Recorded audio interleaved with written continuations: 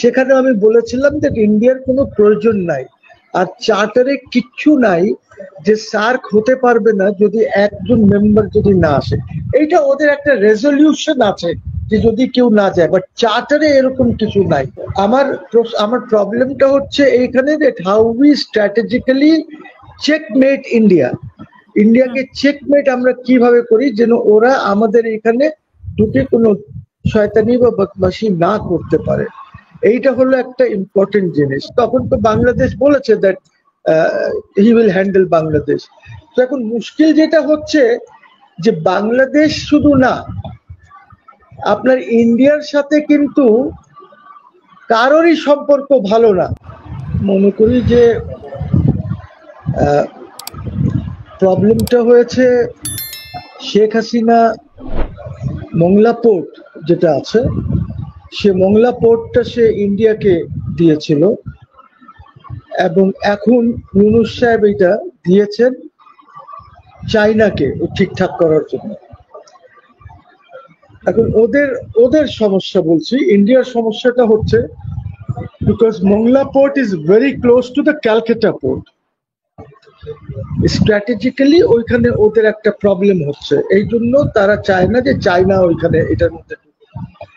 Similarly তিস্তার উপরে একটা কথা হয়েছে, এইটাও ইন্ডিয়া ডাজ নট ওয়ান্ট যে এইখানে তারা ঢুকুক, কিন্তু ওইখানে অন্য প্রবলেম আছে। এই যে রিভারটা যেটা আসে, যেটা ব্রহ্মপুত্র হয় ইন্ডিয়া আর এখানে এসে যমুনা হয়ে যায়, এটা এক পর্যায়ে গিয়ে 5 কিলোমিটার এর মতো চওড়া থাকে। সো এইখানে ওদের একটা প্রবলেম হচ্ছে, যদি তিস্তা চাইনিজ যদি এটাকে হ্যান্ডেল করে তাহলে তারা অ্যাপ্রিহেন্সিভ আছে যে হয়তো আমাদের এখানে এটার পানি নিয়ে একটা সমস্যা হবে। So they have their own difficulties and problems, যেটা নিয়ে আমাদের তেমন মাথা ব্যথা নাই। বিমস্টেক যেটা আছে, বিমস্টেক আর এইগুলি করা হয়েছিল সার্ককে শেষ করার জন্য। সার্ক এর একটি সম্মেলন হওয়ার কথা ছিল 2013-এ পাকিস্তানে, বিকজ এটা তো অ্যালফাবেটিক্যাল অর্ডারে চলে। সো পাকিস্তান এখন ওইটার চেয়ারম্যান হওয়ার কথা। তারপরে এটা এট ওয়ান পয়েন্ট ইন টাইম এটা আবার বাংলাদেশেও আসবে। তো 2013 থেকে সেখানে কোনো সম্মেলন হয় নাই। প্রবলেম হয়ে গেছে সার্কের। আমি একটা ওয়েব লেয়ারে ওদের যে স্ট্র্যাটেজিক স্টাডিজের যে ইনস্টিটিউট আছে সেখানে আমি বলেছিলাম, ওইটার মধ্যে আমার সাথে ওয়েবনেরে তখন ছিল ওদের ফরেন মিনিস্টার কুরেশি এবং ওদের হিউম্যান রাইটস মিনিস্টার মহিলা মিসেস মাজারি। সেখানে আমি বলেছিলাম যে ইন্ডিয়ার কোনো প্রয়োজন নাই, আর চার্টারে কিচ্ছু নাই যে সার্ক হতে পারবে না যদি একজন মেম্বার যদি না আসে। এইটা ওদের একটা রেজলিউশন আছে যে যদি কেউ না যায়, বাট চার্টারে এরকম কিছু নাই। সো এখন আমি যেটা দেখছি যে সার্কটাকে রিভাইভ করার একটা চেষ্টা ইউনূস সাহেব তো করছেনই, প্লাস জয়শঙ্করও কয়েকদিন আগে বলেছে যে we should revive SAARC, because SAARC খুব ইনস্টিটিউশনালাইজড একটা রিজিওনাল বডি। আর এই মুহূর্তে পৃথিবীতে একমাত্র আমাদের সাউথ এশিয়ান রিজন আছে যেখানে কোনো রিজিওনাল বডি নাই যে কাজ করছে না। SAARC was doing a good job. So BIMSTEC যেটা আছে, বিমস্টেকটা সার্ককে বাইপাস করার জন্য একটা ইন্ডিয়ান ইনিশিয়েটিভে বিমস্টেকটা হয়েছিল। So BIMSTEC is going to collapse. বিমস্টেকের কোনো কাজ করেও নাই তারা, তাদের কোনো এরকম লোকজনও নাই, লোকবলও নাই। বিমস্টেকের সেক্রেটারিয়েট তো আমাদের এখানে আছে, এখানে কিচ্ছু নাই। They can't succeed. ওইটা একটা ফালতু জিনিস, ইন্ডিয়ার ইনিশিয়েটিভে এটা করা হয়েছিল। So that is collapsing. ওইটা নিয়ে কোনো কিছু আসে যায় না। আর in as much as Narendra Modi যে দেখা করতে চাচ্ছে না বা বাইল্যাটারালে ওনার সাথে বসতে চাচ্ছে না, এইটা ওদের একটি পলিসি ডিসিশন ইন্ডিয়ার। এইটাতে আমাদের কিছুই আসে যায় না। But at the same time we also have a problem. It is not so easy. 4000 kilometre border আছে। বর্ডার ইন স্পাইট অফ ওই কাট, এই যে বেড়া যেটা দিয়েছে তারা, কাটের এই যে তারের বেড়া যেটা দিয়েছে, এইটাতে কিন্তু ইট স্টিল রিমেইনস পোরাস। ওইখান থেকে লোকজনের যাতায়াত আছে এখনো, ওইটা আপনি টোটালি কন্ট্রোল করতে পারছেন না। তবে এখন যে জিনিসটা হয়েছে সেটা হলো দ্যাট আমাদের সমস্যা আছে, আমাদের strategically we are in a weaker position.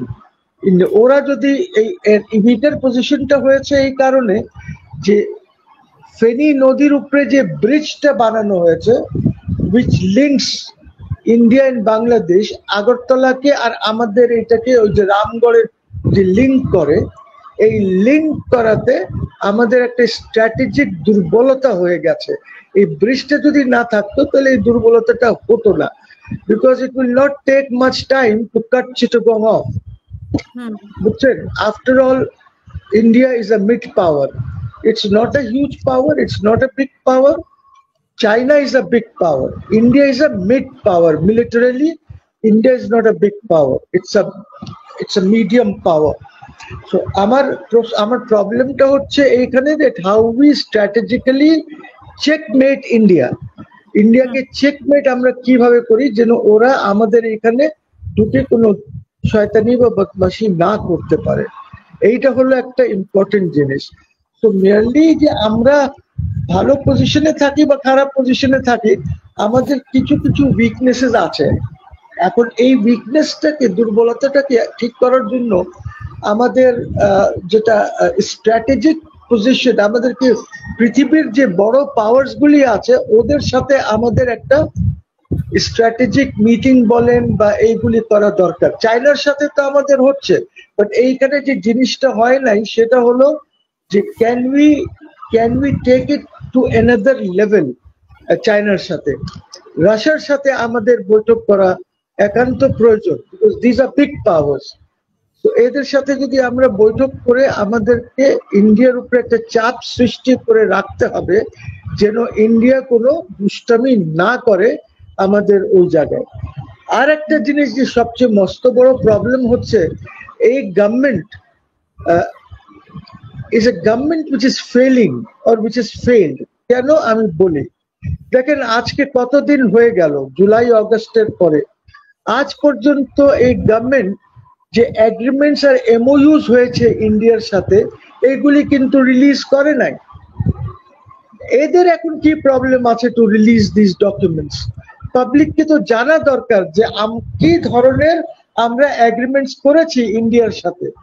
এখন এটাকে ক্লাসিফাইড রাখা বা জনগণের সম্মুখে না আনা, এইটা তো আমি মনে করি যে it's a big mistake, because জনগণের সম্মুখে আনলে আমরা যে ওরা নিজেরাই জানতে পারেনি এখনো, এই গভর্নমেন্ট নিজেরাও এখনো ধোঁয়াশার মধ্যে আছে। কেন ফরেন মিনিস্ট্রিতে তো ডকুমেন্টস গুলি আছে, কেন জানতে পারবে না? I don't by this, because all these documents are in the ministry format. গোপন করে রেখেছে এবং যাওয়ার সময় নিয়ে গেছে। কিছু গোপন না, ফরেন মিনিস্ট্রিতে সব আছে, কিচ্ছু গোপন না। যদি ফরেন মিনিস্ট্রিতে কোনো রেকর্ড না থাকে তাহলে ওইটা নাই, that agreement does not exist or that MOU does not exist, so ওইখানে তো থাকতেই হবে।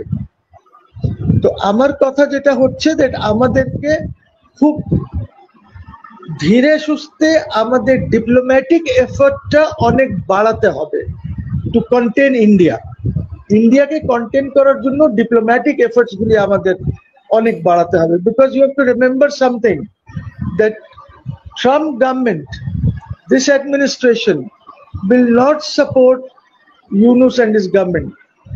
এইটা খেয়াল রাখতে হবে। ওরা mostly they will be supporting the Indians in as much as Bangladesh is concerned. এইটা তো সে একটা টকে বলেই দিয়েছে। নরেন্দ্র মোদী যখন হোয়াইট হাউসে গেল তখন তো বাংলাদেশ বলেছে that he will handle Bangladesh. তো এখন মুশকিল যেটা হচ্ছে যে বাংলাদেশ শুধু না, আপনার ইন্ডিয়ার সাথে কিন্তু কারোরই সম্পর্ক ভালো না, বি ইট নেপাল, বি পাকিস্তানের কথা বললাম না, ওইটা তো অ্যানাদার ইস্যু, অ্যানাদার লেভেল ওইটা। নেপালের সাথে ভালো না, শ্রীলঙ্কার সাথে খুব একটা ভালো না। যদিও এই যে নতুন প্রেসিডেন্ট শ্রীলঙ্কার যে এসেছে, ওর অ্যাডমিনিস্ট্রেশন কি করছে আমি জানি না, because he is a left lining president, এবং সে ইন্ডিয়া ভিজিটে অলরেডি প্রথমে এসেছে, ইন্ডিয়াতে এসেছে সে। তো ওর সম্বন্ধে আমি ভালো করে বলতে পারবো না।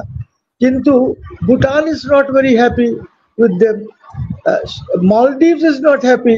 তো ওর যে নেবার্স গুলি আছে, none of the neighbours are happy. Nepal being a Hindu majority country, তারা তো ইন্ডিয়াকে একদমই লাইক করে না, একদমই করে না। আমি তো অনেক গেছি, আমার তো সার্কের সেক্রেটারিয়েটও তো নেপালেই আছে, সো আমার অনেক যাওয়া আসা সেখানে হয়েছে। I met their prime minister, met their president, আমি ওদের মনোভাবটা জানি যে কি আছে। সো আমার কথা হচ্ছে that you have to be very careful.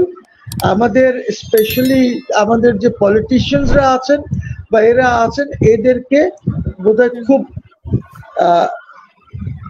বুঝে শুনে কথা বলা উচিত।